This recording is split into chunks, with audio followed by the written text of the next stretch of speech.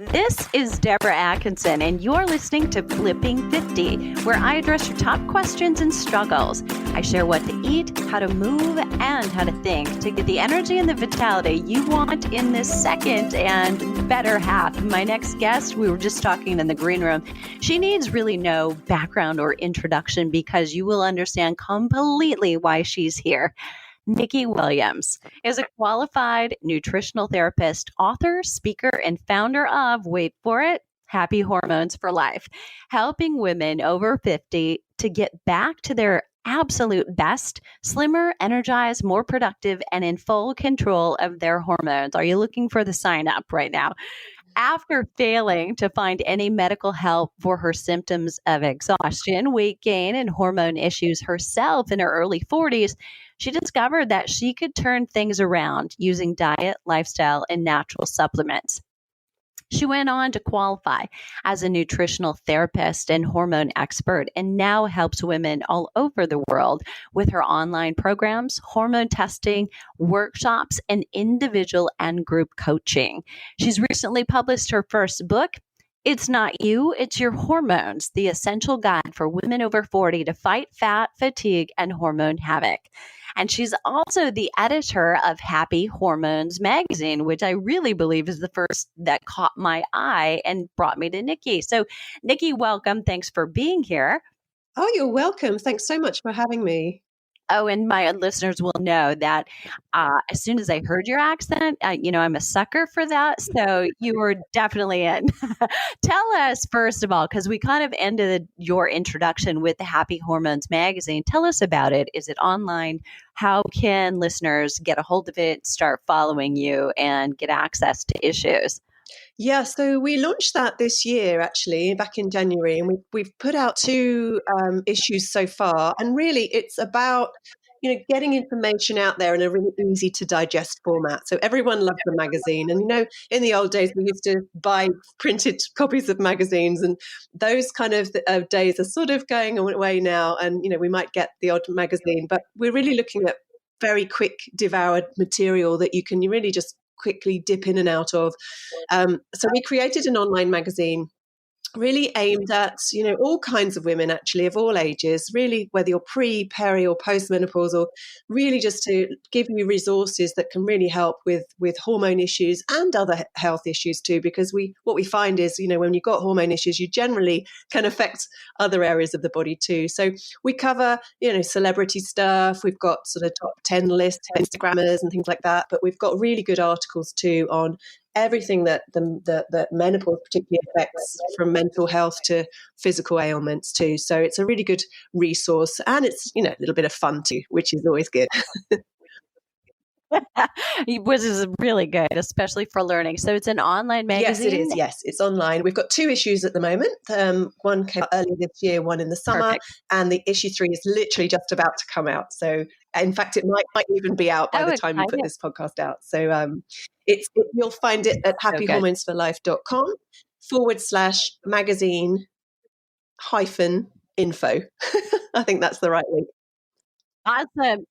Okay. And everyone listening, I've got you covered. So if you're walking, you're lifting, you're commuting, keep doing what you're doing. And we will have that in the show notes for you. But I'm so glad you did that, because it was a couple of years ago, I was looking for places to actually submit articles. And, really there isn't one that focuses on us and these specific needs in the realm of health. I mean, there are kind of overarching magazines targeted at women and maybe even women in an older demographic, but yet, I would say Prevention Magazine, great job, but it actually covers really too broad a topic to really, for women who are right here, in the heat of it, pun intended, get to what we want and what we need, from cover to cover. So totally.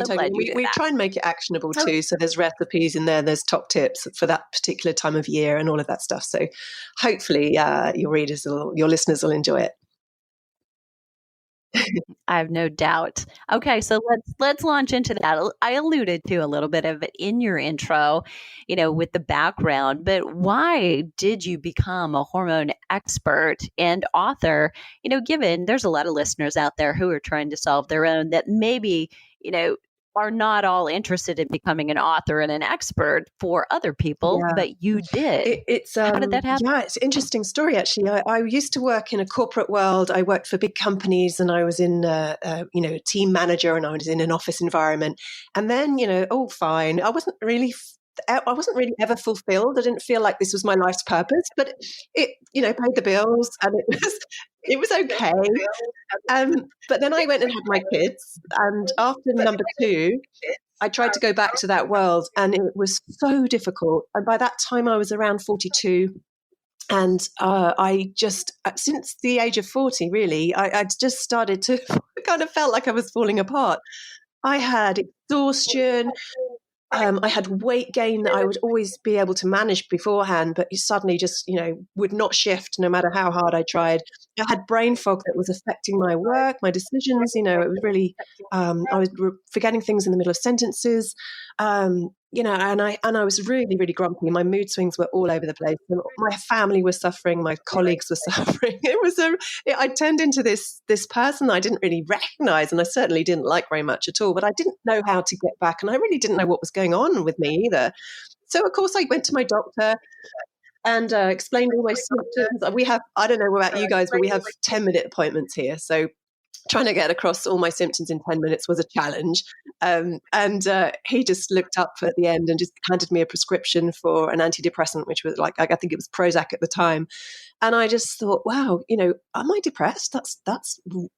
It came as a shock to me because that wasn't what I was expecting. I knew I wasn't depressed underneath, but I thought, well, maybe this is it. I don't know what's wrong with me. Luckily for me, I've got a dad who is a doctor, and he specializes in hormones, and he's very much a natural approach doctor. But, before this happened to me, I had no interest in what he did. I just no idea. And I was the last person I was going to talk to about my problems. But I did ring him up and I said, look, my doctor wants to put me on. Is this right? And he said, no, Nick, it'll be your hormones. And I said, what do you mean? He goes, well, you're in perimenopause. And I said, peri what? I was like, I'm 42. What are you talking about? You just mentioned the word menopause there.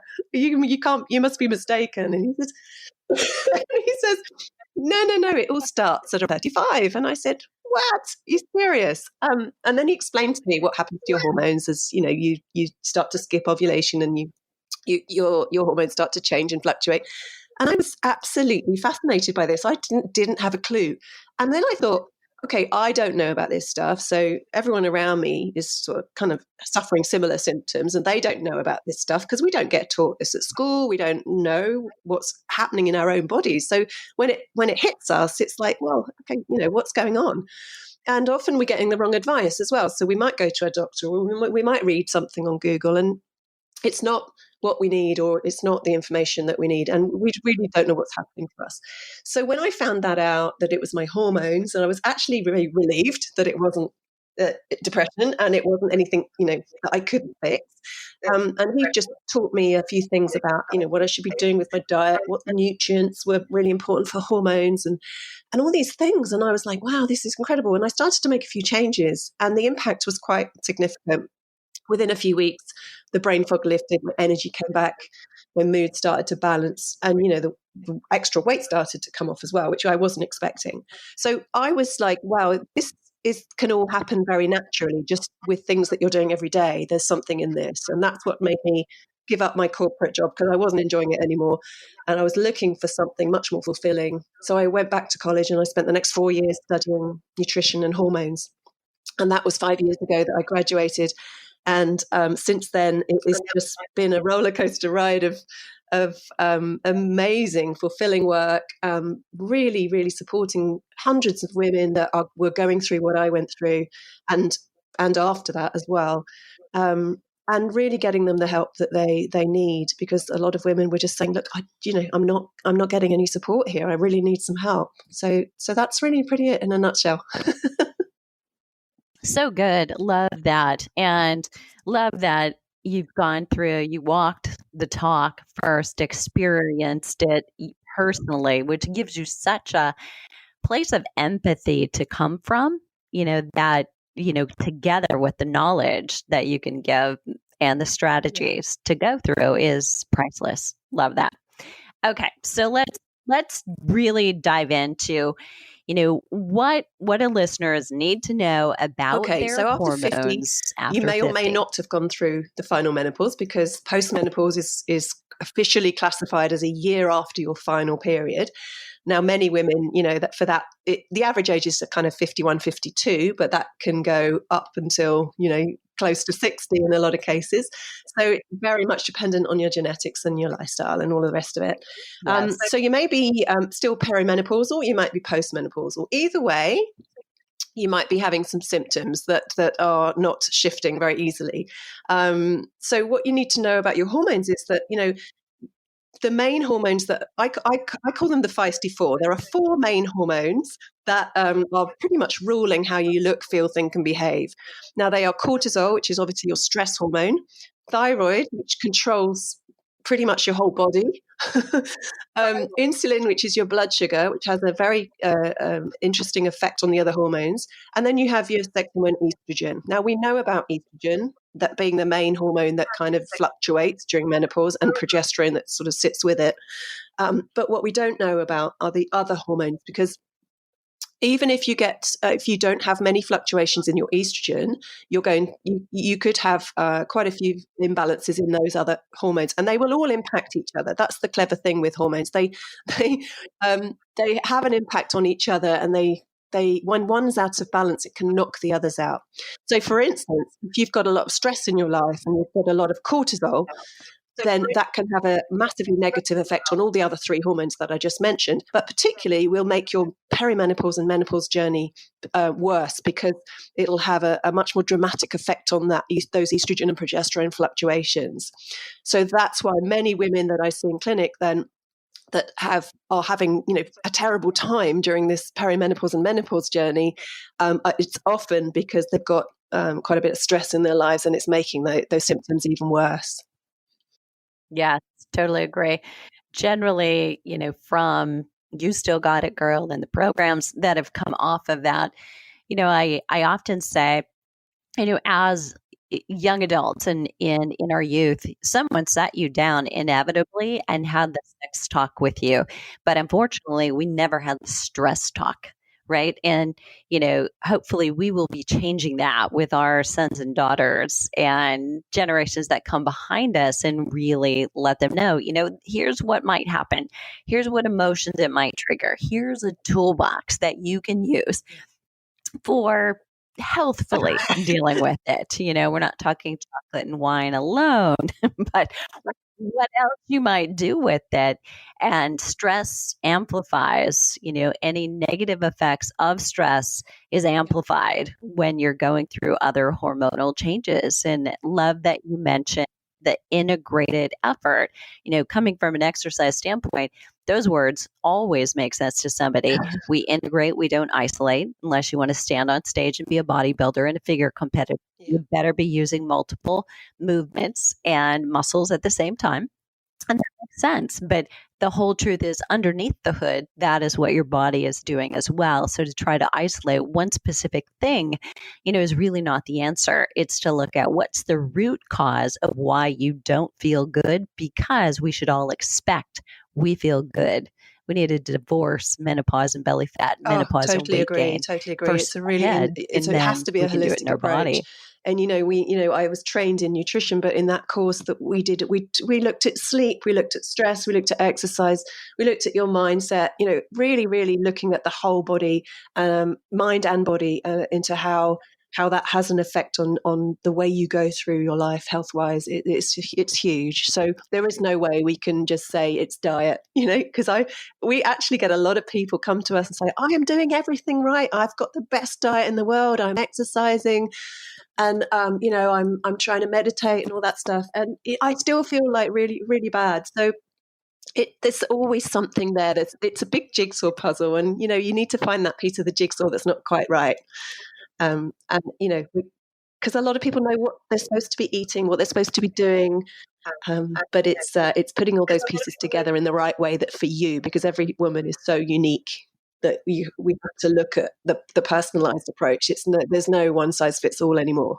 Yes, totally. And to look at, I think some women can come in and they're like, I'm eating healthy, but yet healthy is a moving target right now. Healthy for you is poison for me.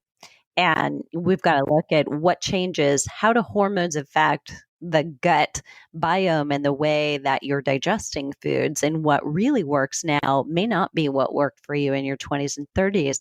That I think is Oh, kind of a totally. And it's mysterious very black hole frustrating that for women doesn't because always what get happens is addressed. you feel like you're in control all your life. You've worked out, okay, how to lose weight, how to feel a bit better, how to get that, that little bit more sleep that works for you.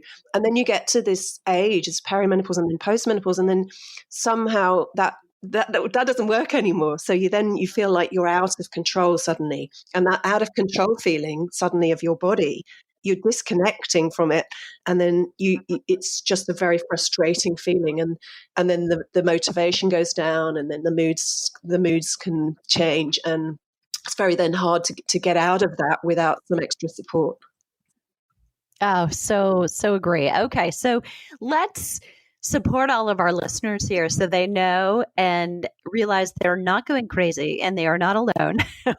let's talk about the most common Energy, symptoms fatigue. that women So are absolutely struggling just with. What do exhausted. you find, Nicki? Anxiety is a big one. People that were, sharp and savvy and confident in their youth suddenly are, quivering wrecks. They're emotional, they're anxious, they're worrying about the tiniest things. And, that's just, they don't feel like that's their real self. Other symptoms, brain fog. The brain fog is huge. It's, not remembering things and feeling just foggy. You can't concentrate. You can't problem solve anymore. Everything takes that bit longer. And that can really affect your performance at work. So that then affects your confidence. All these things have knock-on effects. The weight gain is a big one, especially the sort of belly midlife area. And that's often a sign of, your metabolism changing, your hormones changing, but also stress, because stress will put belly fat on, very, very quickly.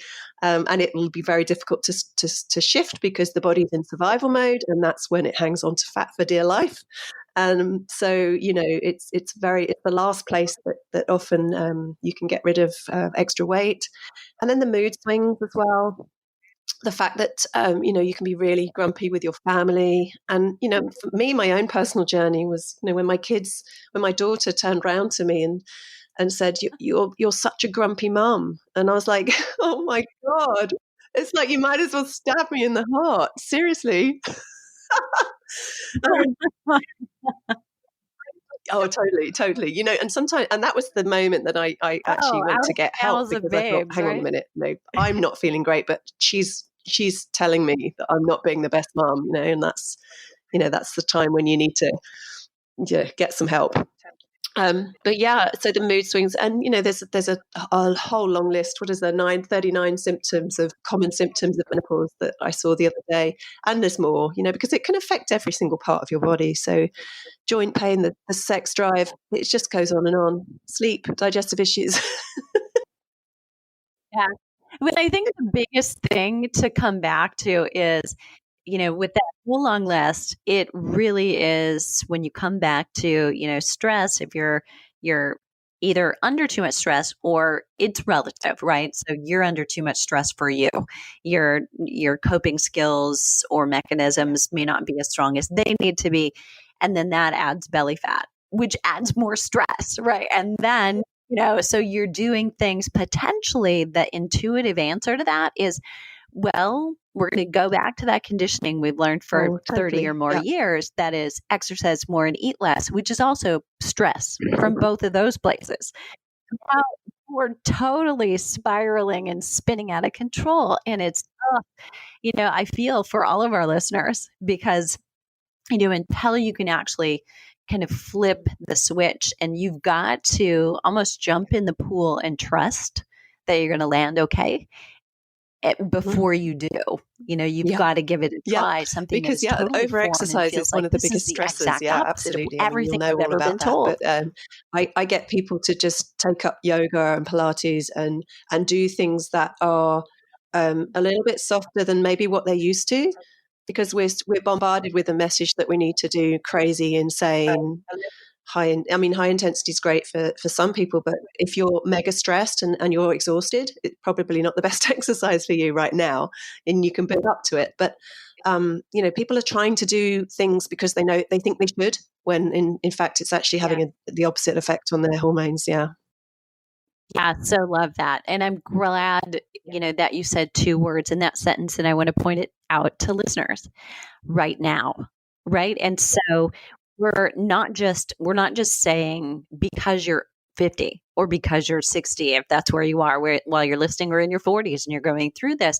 It's not that. It's not age related. It's because you're in this moment where hormones are fluctuating, and they may fluctuate again. Mhm. It's just kind of being on that roller coaster and being able to listen and adjust and listen and adjust. So you may go through periods of time where, I need less exercise right now, or I need more right now, Yeah. or not necessarily more, but higher intensity can be the right thing. And But you know it's, what? That's the how same do for I know? diet as well. It's And the same for what things nutrition. do I So, listen to? I I, love I that we just tell hit on people, okay, that. there is, you can try Okay. this diet, that diet. They're all generic diets and they may not suit you. You've got to listen to your body, and that's the way you know whether a certain food is right for you or not. And when you start eating right for your body, then you'll know because you'll start to feel amazing. So, and for me, it's getting away from that whole diet mentality that we've all grown up with and been bombarded with. It's just like the exercise thing. It's, eat less, but eat, crash diet and do these crazy fad diets and you'll be fine. And then what happens afterwards is, you've wrecked your metabolism, your cortisol's through the roof, your body's in survival mode. And what's it going to do? It's going to shut down everything. So you feel terrible. And all you want to do when you feel terrible is eat badly. So it has the opposite effect. So what we want to do is nourish ourselves at this age. We have to, this is all about self-care. So we want to give ourselves the most nourishing foods that we can for our hormones. And, those are all typically real foods that are unprocessed and, as organic as possible, and really just getting those nutrients in a big way. And that's what your body's going to respond to, and not worrying about the calories, not worrying about the portions, just eating for yourself. And also this big thing about, eat 3 meals a day, don't snack because the snacking just messes up your blood sugar. It increases your cortisol. It gives your body no time to burn fat because you're always burning sugar. And so to get away from the snacking and leave a really good time between meals, that's going to help with your insulin sensitivity, with your fat burning, with your metabolism, and generally your sustain your energy levels and balance your moods. And that's going to go a long way to really supporting these symptoms as you go through this stage. So love that. Yep, absolutely. Okay, so now let's talk about options. We've just been a buzzkill for everybody and talked about all the negativity. So, what are the options for getting the support they need? Because my hope is that everybody's listening and they're understanding that we get it, and where can they go for help? Because often that's a part of the problem for women, and really contributing to depression is they may go to Just a get on with doctor it. and yet they also may get some words Yeah. like, well, welcome to menopause. Well, this is it. This is part of it. This is what happens. And, and I think, thank God, right? Somewhere our mothers taught us, no, we're not going to settle for that, or we felt entitled, or whatever it is. But I think we're not Yeah. willing to do that anymore. We know at least to know there are Well, other you can certainly possibilities. I start with think my that's so website because good. So I've got, where can we send objective everybody? advice on there about pretty much every all the symptoms. If you type in the search bar your particular symptom, you'll probably get a blog on it at some point, or a video. But I do recommend people do their own research and find somebody or a resource or a website that they trust and like and resonate with, because obviously I'm not going to be for everybody, as in other people aren't going to be for everyone either. So you've got to find something that makes sense to you, and really just take responsibility for your own health, because long gone are the days when we put all our trust in mainstream doctors. I mean, I love them. My dad's one, and I have a lot of respect for doctors. But with menopause, I think you have to do your own research and take your own health for yourself, because when you get 10 minutes with a doctor, it's not enough to make sure that you're being looked after. And I think the only person that can really look after you is you. So get the support you need, absolutely. And if you can afford to go privately, that's obviously a fantastic option, because there are amazing private doctors out there, and I would go for anybody who's functional medicine trained. There is a website called the Institute of Functional Medicine. If you look that up, they've got a list of practitioners all around. So I know you're all in the US, but they've got US-based local practitioners that you can look up, and they are trained in finding the root cause, doing the proper testing, and really, supporting you in a much deeper way than you can get in the mainstream. Obviously, if that's not available to you, then I would do as much research as you can on your own, and there are some amazing websites out there now, some amazing books, some amazing blogs, and you can actually, get a lot of what you need from those.